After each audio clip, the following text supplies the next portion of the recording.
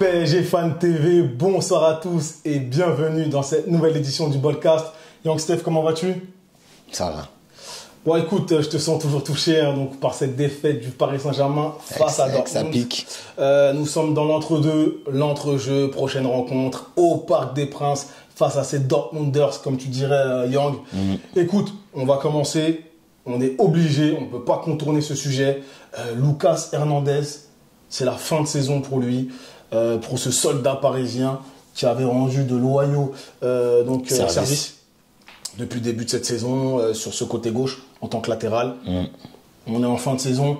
Il a été recentré donc, par Luis Enrique dans cette défense centrale où il était associé, en tout cas, dans cette meilleure paire avec Marquinhos. Quel est ton ressenti sur cette mauvaise nouvelle? C'est bien évidemment un gros coup dur. Je l'avais rapidement évoqué dans mon débrief après le match, mais c'est un énorme coup dur même pour le secteur défensif du PSG. C'est un énorme coup dur pour le Paris Saint-Germain tout simplement. Comme tu l'as dit, c'est un joueur qui a rendu de très bons services cette saison. Parmi toutes les recrues qu'on a enregistrées l'été dernier, il fait partie des meilleurs.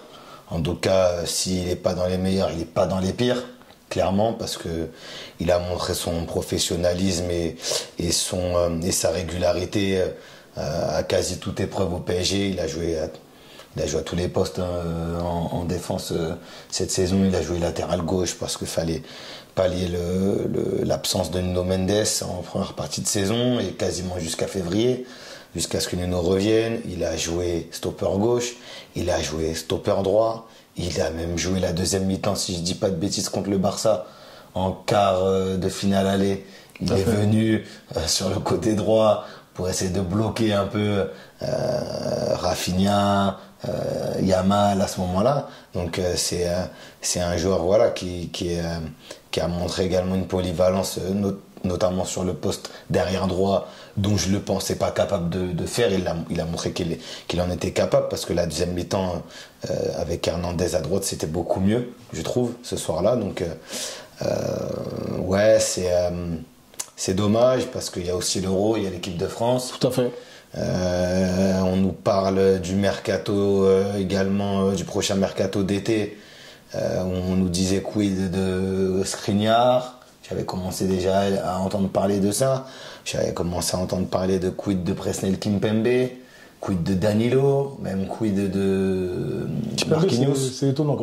Alors donc, on a tout fait, on a tout entendu en fait. On aura tout entendu cette saison, notamment sur le poste des défenseurs. On sait que Mukiele aussi va partir. Mukiele qui pouvait jouer un poste d'arrière gauche, où Hernandez peut jouer arrière gauche justement. Tout à fait. Donc là, je pense que le board parisien va revoir.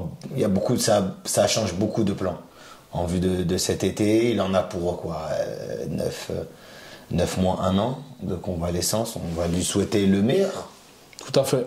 On va lui souhaiter le meilleur. On va lui souhaiter un bon rétablissement. Et puis voilà, on est de tout cœur avec lui. C'est ça. Bon rétablissement à toi, Lucas. On aime beaucoup, Lucas, on aime beaucoup ce joueur. Et c'est vrai que pour l'équipe de France également. C'est un joueur qui a apporté sa grinta au PSG quand même. Cette saison, on se plaignait sur les dernières saisons de manquer de ça, de manquer de mordant, de manquer d'envie et d'énergie et de soif de gagner. Ce joueur-là, il coche les cases là-dessus, tu vois. Et je pense qu'au jour d'aujourd'hui, il représentait peut-être le meilleur potentiel en défense centrale associé à Marquinhos. Je ne vois pas de meilleur paire.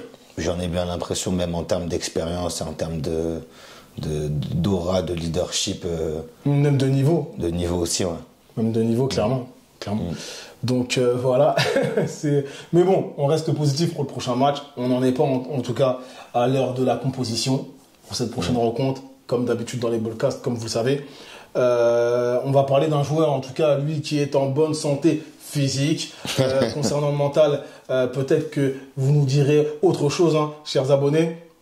Randal Kolo Muani, il est dans le dur, énormément critiqué, peut-être à juste titre, oui, quand on regarde ses performances, notamment la dernière, son entrée en Allemagne face aux Dortmunders. C'était très compliqué. Quel est ton regard sur sa situation ? Est-ce qu'on en fait trop? Est-ce que les gens sont trop durs? Sachant que pour l'instant, voilà, on est quand même encore dans une bonne vague au Paris Saint-Germain. Mais c'est l'heure de l'exigence, pardon. Et pour le coup, il n'y en a pas un qui est épargné. Il n'y en a pas un qui est épargné. Qu'est-ce que Mbappé a dit récemment? Quand tu vois mes dernières performances, tu vois un gars perturbé. Si on doit transposer ça pour le cas de Randal Kolo Muani, ouais, on voit un gars perturbé. On voit un Randal perturbé. Les prestations ne sont pas à la hauteur de l'investissement placé sur le joueur. C'est pas, alors, comme je l'avais dit après Le Havre, ça, le débrief du Havre, j'ai dit que le joueur n'avait pas forcément choisi le montant, qu'il n'est pas responsable de ça. Tout à fait. Qu'il y a des agents qui s'occupent de ça, etc. Mais à un moment donné, j'ai beau le défendre, j'ai beau chercher des raisons de le défendre. Là, quand tu vois la prestation qu'il nous a offert sur 25-30 minutes face au mur jaune, face à Dortmund, tu peux plus le défendre, tu peux plus essayer de prendre ses patins, essayer d'expliquer aux gens, te rendre malade, expliquer par A plus B plus C plus D que il va se réveiller, ça va venir, vous inquiétez pas, machin. En fait, il te donne même pas de quoi le défendre, le joueur. Et c'est bien là le problème. Même ses stats sur la saison. Parce que là, on est sur une période où, voilà, il a eu en tout cas de meilleures périodes ou des périodes moins pires. Ça dépendra de chacun sur cette saison. Donc là, on est dans un moment fatidique. Donc du coup, les loupes sont beaucoup plus aiguisées. Mais voilà, tout n'est pas à jeter chez ce joueur. On est quand même sur sa première saison. Est-ce que cette carte de la saison d'adaptation est encore dans sa poche, dans une de ses poches? Je sais pas.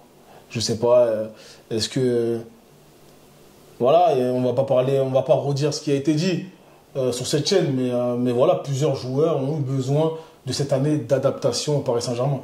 Et peut-être que Randal en fait partie. En tout cas, oui, on peut tous se concerter sur le fait que c'est pas bon. Bon. Ouais, mais voilà, c'est pas bon. Et même de toute façon, et si encore ça se limitait à son entrée à Dortmund?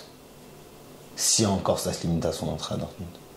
Contre Le Havre, pas bon, transparent, body language affreux. Contre Lyon, il en a une où il doit mieux s'emmener le ballon. Et grosse dédicace à Nil qui récemment m'avait dit on voit clairement que Kolo Muani n'a pas fait de centre de formation. Peut-être. Non. Nil m'avait dit ça en tout cas. Je sais pas après quel match. Tu sais que c'est pas. Voilà, il y en a pas mal. Sur l'occasion qu'il a contre Lyon par exemple. Il y a pas mal de joueurs qui n'ont pas fait de centre de formation. Il doit conclure 100 fois. Oui, tout à fait.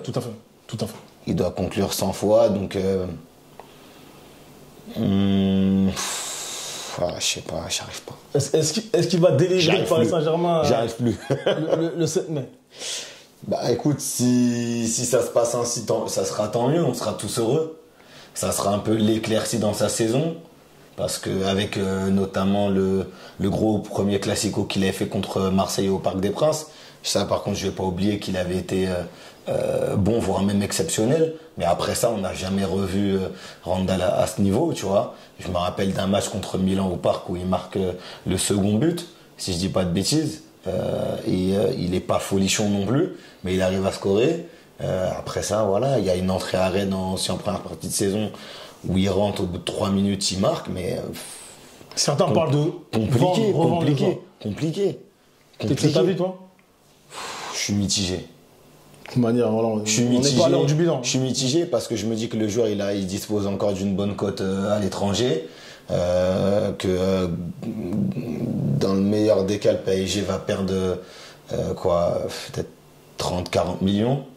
C'est énorme, c'est énorme. C'est énorme, mais C'est la comme diraient moitié. certains, c'est pas mon rib. mais oui, ça reste énorme, ça reste énorme, ça reste une grosse perte quand même. Mais on n'en est pas à notre première perte. Il y a plein de joueurs qu'on a pris à des montants, des fois même déraisonnés, et tu t'es retrouvé à devoir les revendre et du coup perdre de l'oseille, hein, des cas Icardi, des cas Ekitike notamment. Mais voilà, donc et en plus c'est des attaquants ceux que je viens de citer, mais ouais, non, Même poste, hein, même poste. je suis mitigé là-dessus. Est-ce qu'il faut lui donner une deuxième saison? Ouais, pourquoi pas. Est-ce que je sais pas, même faut qu'il bosse la finition, faut qu'il Ouais, y a pas mal moi, de tu choses. sais, même dans la saison, j'en suis même venu à penser que, tu vois, la plupart des buts qu'il mettait, c'était des buts de raccro, renard de surface et tout. Oui, Randall sait marquer ce type de but. On l'a vu, il nous l'a montré. Mais moi, j'espérais toute la saison qu'il nous mette un peu un ou deux buts où vraiment c'est lui qui se crée l'action lui-même, tu vois. C'est Comme lui il l'a qui déjà fait, d'ailleurs. qui s'ouvre le chemin du but, comme il l'a déjà fait à Nantes et à Francfort. Et à Paris, on n'a pas encore eu ce but-là, qui je pense pourrait justement Le délivrer un peu. ouais, le décoincer, le délivrer, le libérer, tu vois. Donc, et moi j'ai attendu qu'il puisse mettre un but comme ça. Je pense que ça aurait pu intervenir parce que voilà, on parle du joueur et je pense que c'est le moment d'en parler un peu plus longuement que sur les débriefs. Je pense que ça aurait pu intervenir notamment à Dortmund, mais pas récemment en phase de poule, sur le match de phase de poule, où il en loupe deux, dont une où il y a un raid solitaire, je me rappelle, et puis il fait un extérieur du pied droit, je sais pas. Alors qu'il fallait mettre l'intérieur, il te met un extérieur pied droit, le ballon passe lentement à côté. Je pense que là, sur un but comme ça aurait pu un peu le libérer. Ou sur une prise en profondeur comme il sait faire, verticalité comme il sait faire, accélération, j'arrive en 1 contre 1, je finalise ça bien, je pense que ça aurait pu le libérer pour la suite.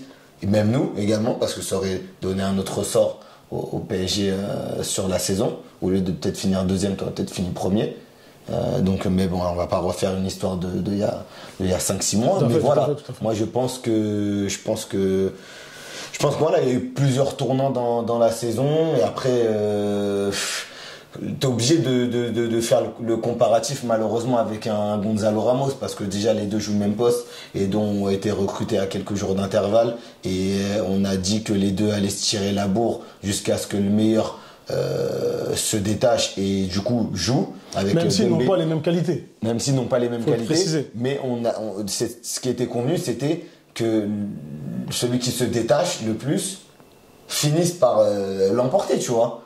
Oui, bah regarde, en tout cas sur les dernières rencontres là, les rencontres décisives, parce que tout le monde a été choqué par le fait que Gonzalo Ramos ne soit pas rentré face à Dortmund. On en a parlé, hein. Plusieurs observateurs l'ont évoqué. Kylian Mbappé ne défend pas assez, notamment sur ce couloir à gauche. Donc, Comme Nuno est en difficulté. pour le coup, Ouais. il veut forcément compenser en rentrant un joueur donc, qui va avoir ses tâches défensives donc, dans sa gamme.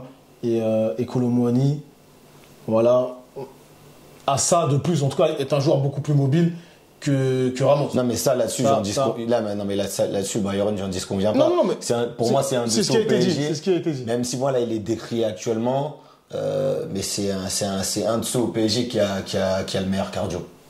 Oui, mais je te disais ça surtout par rapport au fait que voilà, on est souvent dans la comparaison. Et parfois, on ne l'est pas du tout, en réalité. Là, pour ce sujet-là, en tant qu'entraîneur, pour ce problème à traiter, Ramos, il n'est pas dans l'équation, en fait. De couloir gauche. Ou de couloir tout court, en fait. Donc, s'il faut rentrer un joueur de couloir, Ramos ne rentrera pas. De toute façon, moi je n'étais pas forcément de ceux qui se sont comment dire, qui ont été outrés de voir, plus outrés que ça, de voir Randall rentrer sur ce match. Ah, pourquoi c'est Randall qui rentre? Mais putain, pourquoi il met pas Ramos? Mais Ramos, il est en feu. Mais qu'est-ce qu'il fait? Il se moque bien, ce coach. Hein, j'en ai entendu pas mal, hein, là où on était quand on a vu le match. Du coup, tu fais une bonne transition. là. Mais tu vois, qu'est-ce que je voulais dire? Moi, j'étais pas outré parce que tu l'as dit, il y a des qualités au niveau des courses, des replis que Randall il a et que Ramos ne peut pas faire. Par contre, moi, contrairement à vouloir un Ramos sur le terrain ou une entrée de Ramos, moi j'étais plus pour une entrée d'un Asensio. Tu vois? Plus pour une entrée, pourquoi pas, d'un Ugarte. Pourquoi pas? Je dis bien pourquoi pas. Mais j'étais plus favorable à avoir un Asensio. Il n'a pas fait assez de changements et on l'évoquera après. Ouais. Mais voilà. Moi, plus que Ramos, j'avais plus envie de voir Asensio sur le terrain. Peut-être que tu pourras nous dire à travers cette question pourquoi il ne l'a pas fait. Voilà, parce qu'il y a quand même une idée derrière ses choix, ça c'est sûr et Forcément, certain. c'est un coach. Et je vais évoquer notamment la sortie d'un journaliste, Daniel Riolo, que vous connaissez tous, je pense, qui disait en gros que Luis Enrique ne voudrait pas gagner grâce à Mbappé. Voilà, il y aurait ce souci de voler la vedette, voilà, un peu à l'image à l'instar d'un Guardiola avec City. Et donc pour le coup, il veut que ce soit lui, en tout cas, l'homme fort du Paris Saint-Germain, avec donc le mastermind, avec voilà, le gestionnaire, les idées, la culture footballistique, donc qui permettra à ce PSG donc d'aller au bout. Voilà, à travers donc ces dires, du coup, on fait la transition sur Luis Enrique. Qu'est-ce que tu en penses? Alors déjà, j'étais pas au courant que Riolo avait dit ça. Premièrement. Et deuxièmement, ça va être très rapide. Il y a juste un deuxièmement. Mbappé a besoin d'Enrique et Enrique a besoin de Mbappé. Et ça, c'est dans toutes les équipes et c'est le foot qui veut ça.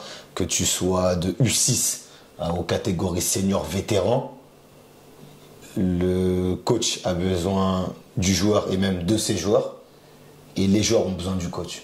C'est ce qu'il te dirait, je pense, Luis Enrique. Voilà. Parce qu'il ne jure que par le collectif. Donc il va te dire, j'ai besoin de tout le monde. Une telle déclaration. Alors oui, Enrique a déjà montré un petit peu cette saison que voilà, il aime bien qu'on puisse dire que c'est lui que la victoire lui appartient. Ouais. Il a quand même un peu montré. Mais il faut pas abuser non plus. Faut pas abuser non plus. Alors, en tout cas, je pense qu'il faut, là, il exagère un peu, Daniel Riolo. Donc, c'est pas tu le vois pas comme un entraîneur têtu. Et donc, il sait se remettre en question. Bah, déjà, il l'a prouvé, je crois. Ouais, il l'a prouvé. Avec le 4-2-3-1 à un moment donné. Là. Il persistait avec ça et il est revenu sur le 4-3-3. Voilà. Donc, je me souviens, il y avait pas mal d'expérience en début de saison. Mais on en a déjà parlé de notre avis sur ce coach, même si on n'est pas en fin de saison. En tout cas, on n'est pas à l'heure du bilan. On fait confiance à ce coach et on fait certainement confiance à Kylian Mbappé également. Parce que ça reste un top joueur, on ne peut pas le critiquer, même si on peut le critiquer, attention. Mais je veux dire, on ne peut pas remettre en question son talent et remettre en question le fait qu'il soit sur le terrain de façon, indiscutable. Voilà. Questionner ça, c'est limite questionner le football. Tu vois ce que je veux dire? Au Paris Saint-Germain, voilà, c'est le premier nom que tu mets sur ta feuille. Et d'ailleurs, c'est une bonne transition parce que je vais te demander maintenant ta composition. Donc, pour la prochaine rencontre fatidique, rencontre décisive pour le Paris Saint-Germain. Finalement, le match, il a déjà commencé. Parce que quand tu perds la première manche avec un but en négatif, eh bien, il y a 1-0. Voilà. Donc, le match a déjà commencé, même si on n'est pas encore le Mbappé lui-même l'a dit, on est à la mi-temps. C'est ça. Tu l'as dit en préambule, l'entre-jeu, l'entre-deux. Exactement. Donc finalement, ce que je veux dire par là aussi, c'est qu'on va commencer ce match avec un contexte. Marquez vite. Donc voilà. On commence pas toujours les matchs de cette façon-là. Enflammer la rencontre, emballer la rencontre. On n'a pas le choix. Là, il faut y aller. On peut pas commencer en diesel. Voilà. Et donc, peux-tu nous donner ta compo? Donnarumma dans les buts. Ah bon? À droite. T'as l'enfoiré, toi. Donnarumma dans les buts. Hakimi à droite. Nuno Mendes à gauche, en espérant que la semaine, il aura bien récupéré, parce qu'on a senti qu'il était clairement diminué sur son flanc gauche. Jadon Sancho, dont on me prenait pour un fou quand je disais, bon, je l'ai peut-être pas dit sur la chaîne, mais en off, tout ça autour de moi, je disais, Sancho, il va faire la misère, il va vouloir se montrer, c'est une demi-finale, il va vouloir se montrer devant Southgate, en vue de l'Euro. Les gens me disaient, mais non, mais Sancho, il va rien faire, nana. Donc, Hakimi à droite, Mendes à gauche. Défense centrale. Et là, franchement, c'est compliqué. Hein, c'est compliqué. Hein, c'est compliqué. Pour l'instant, je te suis. Sur les 3 joueurs Marquinhos avec Danilo Pereira. Aïe. Tu me suis ou pas? Sur ça, non. Sur les nains. Ah ouais? J'aime beaucoup Danilo. C'est un bon soldat. Je le critique Tu pas parce mettrais que qui? je mettrais Beraldo. Je mettrais Beraldo qui, même si au match aller face au Barça, Beraldo, mon gars, c'était c'est compliqué pas au parc. possible. Au parc, c'était compliqué. Hein. Je ne vais pas mentir. Donc face à Barcelone. Mais je pense qu'il aura grandi de cette expérience du haut de ses 20 ans, je crois. Très jeune. Tu mets Beraldo alors? Ah, je mets Beraldo. Beraldo, axe gauche. Ouais. En vrai, tu viens de c'est me dur. mettre le doute, en vrai. Parce que Danilo, ça serait pas fou hein, de mettre Danilo.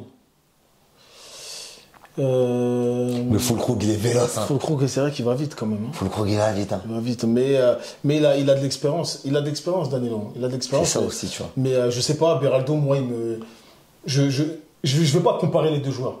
Je dis juste que je préfère mettre Beraldo. Ah, Dans franchement, cette tu m'as mis défense- le dans cette doute. défense Franchement, centrale. tu m'as mis le doute. Donc, je te dirais Danilo ou Beraldo. Skriniar, tu m'en parles même pas. Il reste sur le banc, la vis. Donc, Hakimi, Marquinhos, Danilo ou Beraldo, Mendes. Ensuite, eux au milieu de terrain, en 6, force est de constater qu'en 6, il fait des top matchs quand même depuis quelques semaines. Ouais. Hein, Vitor, hein, au milieu Tout à de fait, terrain. tout à fait. Vitor, le petit Vitor là, je suis d'accord. on peut pas s'en passer. Voilà, C'est la plaque tournante. on l'a dit ici, donc je rajouterai Voilà, le rien. petit Vitor, voilà, numéro Vitinha. 6. Devant lui, et là je veux même pas rigoler, Donc là, tu Warren Zaïre-Emery. D'accord. Donc je vais attendre beaucoup de choses de sa part. Hein. Beaucoup plus de volume, beaucoup plus d'envie, beaucoup plus d'abnégation. Et il va falloir qu'il se montre un peu plus conquérant qu'en Allemagne. Et puis moi je vais mettre celui que je voulais voir entrer au match aller. Hein. Tu vois, tu me diras Kang, peut-être. Peut-être Kang. Ben non, moi c'est pas Kang, moi c'est Asensio. Parce que je vais me baser un peu sur le très bon match d'Asensio contre Lyon récemment. Et je me dis que si un Julian Brandt peut le faire de l'autre côté, pourquoi nous, Asensio, ne pourrait pas le faire chez nous? Tu vois, Ouais, de jouer en 8 relayeurs, apporter ce lien. Asensio, c'est un gars qui sort du Real, il connaît ces configs-là, demi-finale de Ligue des Champions. Il connaît. Très belle, franchement. Il ne sera pas surpris d'être là. Belle alternative. Mais je vais rester sur Toi, tu restes sur le Lee sud-coréen. Kangin, ouais. Ouais. Sur voilà, ça sera ce joueur-là que je mettrai moi dans ce milieu de terrain gauche. En tout cas, ce poste-là, on a clairement vu que, ok, il a 2 occasions qui pour moi sont quasiment immanquables de la tête, Fabien Ruiz, mais le poste de 8, tu peux pas. En fait, dans ce match-là, dans ce match aller, dans cette demi-finale aller, Ruiz, il a montré. Et après, je vais repartir sur ma compo, hein, je vais la terminer, t'inquiète. Bien sûr. Mais Ruiz, il a montré que, en fait, le poste de 8, pour ceux qui ne savaient pas, tu peux pas jouer. Tu peux pas être lent. Pour jouer 8, pardon, il faut avoir du gaz. Faut avoir. Ouais, t'es un joueur de transition. T'es un joueur de transition. Faut avoir un cardio. Faut pas avoir Box peur to box. de box to box. Faut pas avoir peur d'aller au contact. Jouer de la tête. De petit espace. On ressort le ballon proprement. Tac, tac. Faut pas avoir peur de ça. Pas avoir peur de salir le short. Numéro 8, c'est. T'es un peu un homme à tout faire, quoi.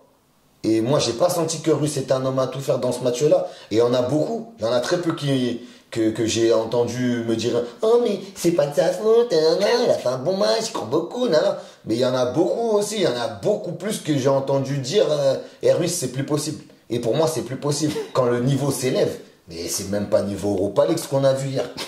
C'est même pas niveau Europa League. Mais il est sincère, Ruiz, dans la proposition qu'il nous a donnée. Ouais, c'est pas qu'il est mauvais, mais c'est pas un mauvais joueur. À C'est côté pas un des mauvais autres, joueur. à côté C'est pas des un autres, mauvais il joueur. ressort comme le maillon faible. Voilà. Parce que aussi, tu as un enjeu, tu as un événement qui fait que, à un moment donné, soit tu es capable de hausser ton niveau, en sachant que de base, hein, ton niveau il est déjà haut, soit tu restes dans ce que tu sais faire et en vrai de vrai, ben, tu plafonnes. Tout simplement. Dans la demi-finale aller, en fait, Ruiz, il a plafonné. Il a donné ce qu'il pouvait. Ok, oui, il a donné ce qu'il pouvait, mais moi, ça me suffit pas. Je suis en demi-finale. Ok, oui, en début de saison, tu m'aurais dit, ouais, on va se retrouver en demi-finale de LDC. Je t'aurais dit, mais non, je te crois pas. Maintenant qu'on y est, c'est comment? Maintenant qu'on y est, c'est comment? C'est pour ça que j'ai dit dans mon débrief, et je crois que dans les derniers débriefs, j'ai envoyé cette petite salve à Monsieur Campos. J'espère qu'il a vu ce qui se passe au milieu de terrain. Qu'il faut prendre des garçons qui n'ont pas peur. Qui sont capables de tout faire. Remonter le ballon sur 70 mètres, hein, comme un Loftus-Cheek qu'il a pu faire contre le PSG en octobre, en novembre. C'est pas un souci. Temporiser, jouer, comme ils disent, un tiki-taka avec Vitinha, avec Warren, il n'y a pas de souci. Quand tu es milieu de terrain, tu joues numéro 8, tu dois être plus que versatile. Donc voilà, et après, pour terminer devant, Dembélé, Mbappé, et Dembélé, Mbappé, et... Bah tu vas pas dire Ramos à gauche, hein. Ah, putain, Barcola. Peut-être que tu parlais seulement des couloirs. Je ne sais pas. Putain, Barcola. Je pars avec Ramos. Un point. Là, je change, mon gars. Ouais, je pars avec Ramos, mon gars. Je mets Asensio Ramos. Asensio dans le milieu de terrain à 3, Ramos sans pointe. Ah, ouais. Bah, moi, je te suis pas une nouvelle fois, hein. C'est-à-dire que là, on a une petite différence donc, dans cette... Autant on était d'accord sur la compo voilà. Pour le quart retour, mais là, pour la demi-finale retour, on n'est pas, des petits... mais bon, pas d'accord. Je ne serais pas mécontent de voir ta compo. Mais en tout cas, sur cette première ligne, donc devant Donnarumma, voilà, il y avait ces petites différences entre Beraldo et donc Danilo. Donc au milieu de terrain, sur ce côté gauche, petite différence entre Asensio et donc Lee Kang-in. Et en attaque, je garde la même. Mais tu sais que Byron, après, chacun... Donc Mbappé en pointe, Beraldo. Attends. Barcola à gauche et Dembélé sur cette aile droite. Ouais, c'est le tube de l'hiver, quoi. Ah, c'est le tube de l'hiver. Et surtout, la mobilité. La mobilité. Mais tu sais que Byron, après, chacun est libre d'avoir la compo qu'il souhaite voir, hein, et qui, voilà, et d'ailleurs, donnez-nous en commentaire un peu vos compos. Il n'y a pas de souci, on est ouvert à la discussion, il n'y a pas de souci, tu vois. Mais moi, je pense qu'en vrai. Faut dire pourquoi. Moi, je pense qu'en vrai, ma compo, elle pourrait donner. Et justement, moi, je vais te dire pourquoi. Parce que tu vois, je me dis quoi? Je me dis, si. Après, c'est ça le problème. C'est beaucoup de si, avec beaucoup de si, on met pareil en bouteille.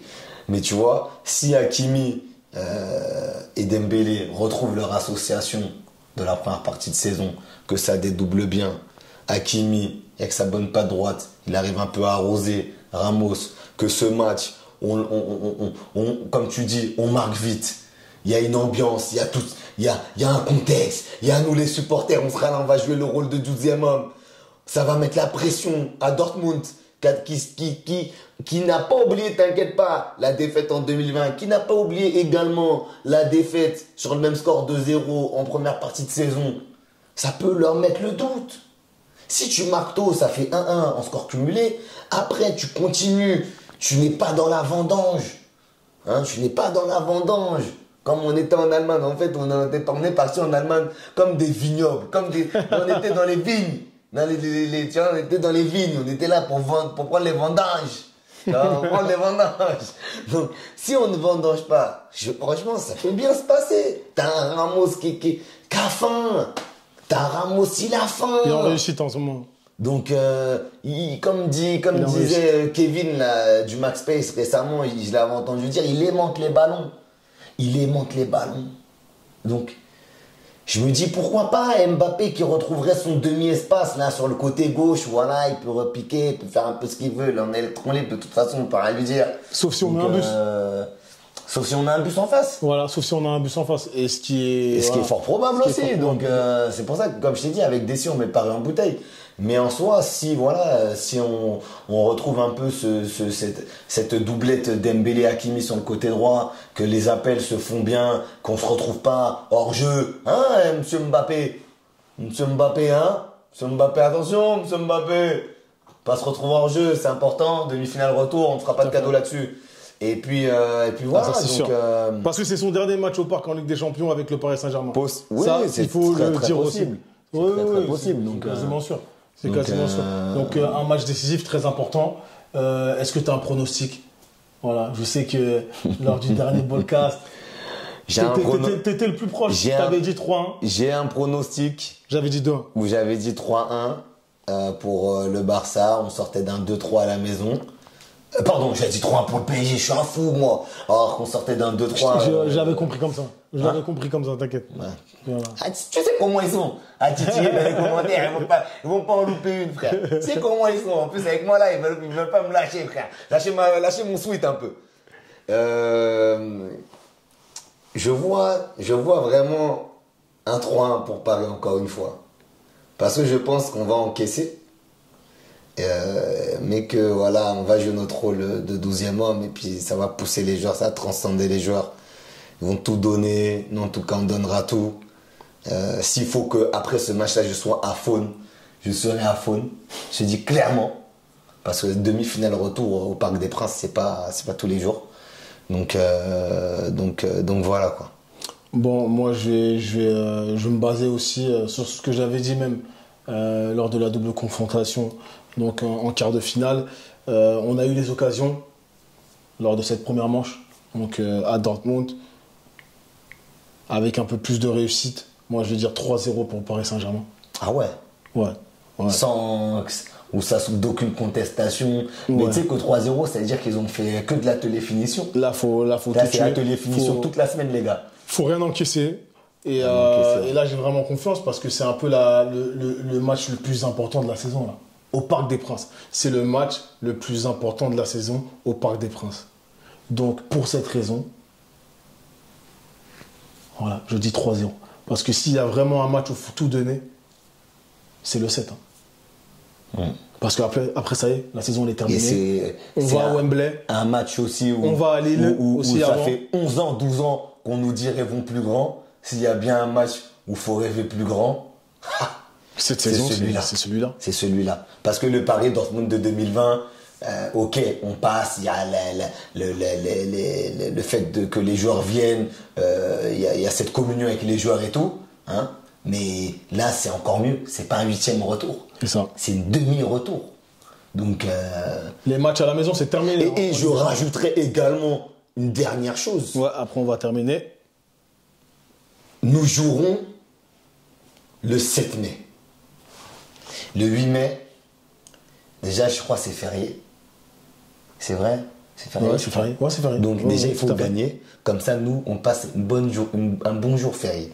Déjà, c'est première raison. Deuxième raison, le lendemain, le 8 mai, c'est l'anniversaire de Luis Enrique.